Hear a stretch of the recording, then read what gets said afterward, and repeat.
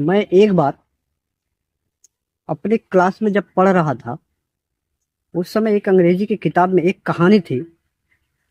एक ऊंट और उस ऊंट के मालिक की, कि एक बार वे कहीं जा रहे थे रेगिस्तान में, और काफी लंबी दूरी उन्हें तय करना था।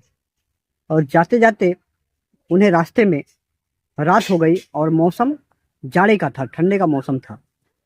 ऐसे में जब रात हो जाती है तो उसके बाद ऊंट मालिक ने तंबू बनाया और तंबू लगा करके वहां उसमें खुद सोने लगा और ऊंट को बाहर ही खूंटी गाड़कर उसमें बांध दिया।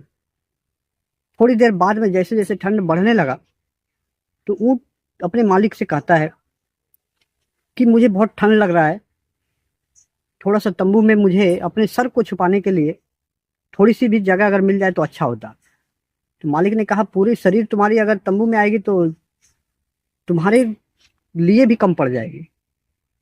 तो ऊंट ने कहा कि सिर्फ सर ही मैं उस तंबू में रखूंगा। बोला मालिक ठीक है। फिर थोड़ी देर बाद और ठंड जब बढ़ी तो ऊंट ने फिर अपने मालिक को कहा कि मुझे काफी ठंड लग रहा है। तो मालिक ने कहा कि अब क्या करें। तो ऊंट ने कहा कि मैं अपने हाथ पैर मोड़ करके ही थोड़ी ही जगह में उसी तंबू के भीतर रह लूंगा, हाथ पैर मोड़ कर ही। मैं ज्यादा स्थान तंबू के भीतर नहीं लूंगा। फिर मालिक ने कहा कि ठीक है, हाथ पैर मोड़ कर ही अगर तंबू के भीतर रहना चाहते हो तो रह लो, नहीं तो पैर अगर पसारते हो तो फिर तुम्हारे लिए भी नहीं होगा। और उसके बाद मालिक ने आदेश दिया कि ठीक है, आ जाओ अंदर, हाथ पैर मोड़ करके ही रह लो।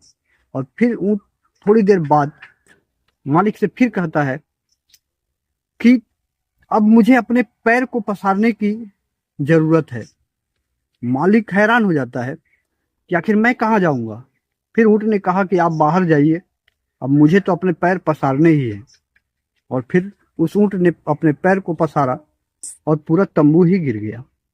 तो इसका मतलब यही होता है, इस कहानी से यही समझ में आता है कि कोई भी कभी भी किसी से थोड़ी सी सहायता अगर कहीं से पाने की आशा रखता है, अगर पा जाता है, तो उसके बाद वह थोड़ी सी बैठने के लिए कोशिश करता है, बैठने की जगह की मांग करता है। उसके बाद बैठने के बाद पैर पसारने के लिए स्थान को चाहता है। उसके बाद खुद अपना उस स्थान पर अधिकार जमाता है और जिसका अधिकार होता है उसे उससे बाहर कर देता है। ठीक उसी तरह जैसे उस ऊंट ने अपने मालिक को, जिस तरह से उस ऊंट ने अपने मालिक को तंबू से बाहर कर दिया।